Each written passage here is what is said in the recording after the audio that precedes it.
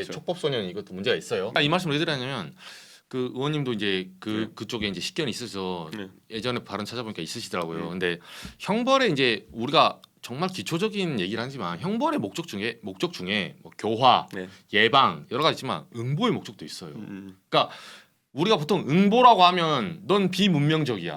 문명적인 사람이 그 사람을 가르쳐야지 그러니까 왜 원수를 갚니 이 소리잖아요. 그렇죠. 근데 형벌에서 여러분 초창기로 돌아가보세요. 응보를 하지 않고 어떻게 예방이 됩니까? 그게 이제 죄값이라는 표현이죠. 그렇죠. 죄값을 충분히 치렀느냐. 그렇죠. 그래서 그 다음에 추가적인 죄를 두려워하느냐 이걸 이제 사람들이 보는 그렇죠. 건데 저는 이렇게 생각해요. 지금 우리가 교화의 가능성을 높여가는 방향으로 뭔가 형사 정책을 많이 하려고 하지만은 그게 또 그렇게 효과가 있었다고 보기도 어려워요. 그렇죠. 특히 이런 성범죄라는 것들은 재범률이 계속 높고 이런 부분에서 도대체 어떻게 그러면은 교화가 되는 것이냐는 사실 그렇게 구체적으로 잡히진 않는데 그렇죠. 오히려 아까 말했던 죄값을 치른다의 의미는 갈수록 줄어든다라는 인식이 대중적으로 있는 거죠. 그렇죠. 그래서 막 가해자들 막 조롱하고 가해자가 미랑 당시만 해도 그렇죠. 아유, 그래. 그게 죄값을 치렀으면 그런 반응이 나오겠냐고요. 죄값을 치르지 많이 안 치르고 교화도 안 되었다고 보는 것이죠. 그러면은. 그렇죠, 그렇죠. 그러니까 더 이제 마음 아파하는 거죠. 그렇죠. 그러니까 저는 개인적으로 엄벌주의를 동의하진 않는데 적절한 응보. 그러니까 이렇게까지 하고 나서 예를 들면 전과자가 한 명도 없어. 44명 중에 다 anyway 어쨌든 간에 다 풀려나고 다 소년은 송치되고 다 그냥 어리다고 봐준 거예요. 이렇게 해서 어떻게 납득이 됩니까? 판단이 이제 바뀌어가고 있다는 생각이 들어요. 그렇죠. 제가 그냥 이 촉법소년 논쟁하면은 좀 극단적인 얘기들을 많이 하게 되는데 촉법소년 맞아. 촉법소년 아니면 형사 그렇죠. 미성년자 얘기하면은 이런 걸 한번 생각해봤으면 좋겠어요. 예를 들어 12살짜리가 지금 만 14세니까 13살짜리가 예를 들어서 대통령을 뭐 상해를 입혔다 또는 살해했다. 예를 들어서 그러면 처벌 안 받는 거거든요.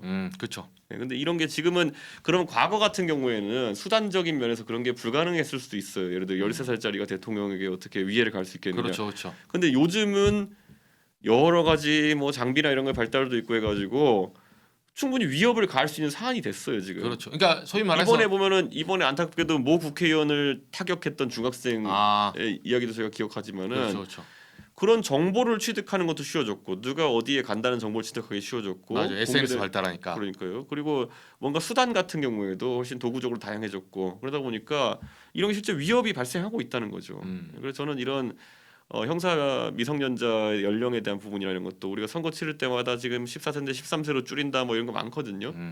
정치권에서 그런데 끝까지 관철된 바는 없습니다. 그렇죠. 이거 이제 촉법소년이라고 이제 형사 미성년자인데 이게 그 뭐 시청자분들이 대충 아시겠지만 일반적으로 나이가 이제 만 14세가 지나고 나서는 형량이 세져요. 그리고 그렇죠. 이제 감옥을 갑니다. 근데 만 14세 우리나라에서는 이 보호 대상이에요.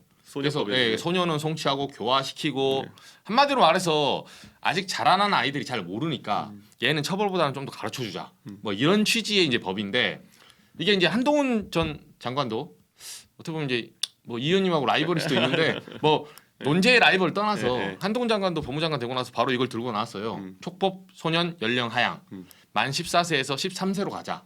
그래서 뭐 여러 데이터를 얘기도 하기도 했었거든요. 나라별로 10세인 것도 있어요. 네, 맞아요. 근데 이게 유엔에서인가요? 14세로 권장하고 있긴 한데. 그렇죠. 근데 지금 1900년대 후반에 들어서면서 서구 사회에서 이런 문제가 아까 말 똑같은 이유예요. 결국엔 수단이 많아지고 그다음에 그런 사례가 많아지다 보니까 결국에는 계속 낮춰가 10세 된 것도 있는 거거든요. 잉글랜드가 10세입니다. 예. 그리고 뭐 보면 이제 이거 제가 말이 아니라 한동훈 장관님 그때 이 원고에 써오셨더라고요. 그래요? 그리고 프랑스는 13세, 캐나다 12세. 그러니까 각 나라마다 이제 한두 살 정도 차이는 있는데 한마디로 이거죠. 얘가 애냐 이거예요. 우리나라는 만 14세. 그러니까 한마디로 13세를 애로 보면 잉글랜드에서는 13세 정도면 애 아니야. 이거 거의 어른급의 수준이야. 지금 이제 어떤 흉포한 이런 어떤 범죄들도 그렇죠. 충분히 저지를 수 있다. 그래서 아동을 보호하지 않는다는 게 아니라 보호 연령이 낮은 거죠. 그러니까 이런 거예요. 우리가 이제 현실에서는 아직까지 만나보지 못했지만은 그 자꾸 회자되는 얘기들이 무슨 사고를 치고 그 연령대 해당하는 사람들이 나 어차피 촉법이야 뭐 이렇게 하고 다닌다든지. 그렇죠. 그렇게 조롱하는 경우가 있죠. 그런 경우는 오히려 이것을 이 범죄 수단이 되고 있는 거거든요. 그 아주 강력 범죄의 수단이 되고 있는 거거든요. 걔네들이 할 수 있는 실제 그러니까 10살부터 뭐 이렇게 처벌하자 이런 의도보다는 그 촉법소년이라는 한 10세부터 14세 남짓한 기간 사이가 오히려 무엇이든 해도 된다는 착각을 불러일으키지 않게 조정하는 게 필요하지 않을까. 그쵸. 약간 그런 생각이 드는 겁니다. 아니 우리 시청자분이 이제 혹시라도 오해하실까봐 네. 제가 이제 첨언해드리면 네.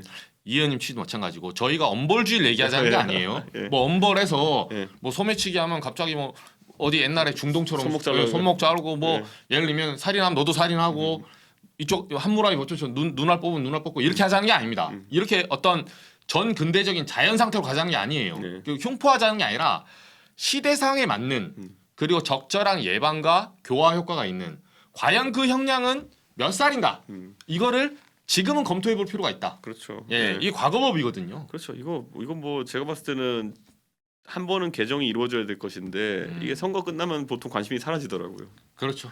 예. 그래서 근데 어쨌든 이 부분은 한동훈 장관님의 의견하고 거의 비슷하게 좀 한동훈 위원장 그런데 일관되게 약간 엄벌주의에 가깝게 가려는 경향성을 좀 보이는 것 있죠, 같아가지고 있죠, 사실은. 예전에 그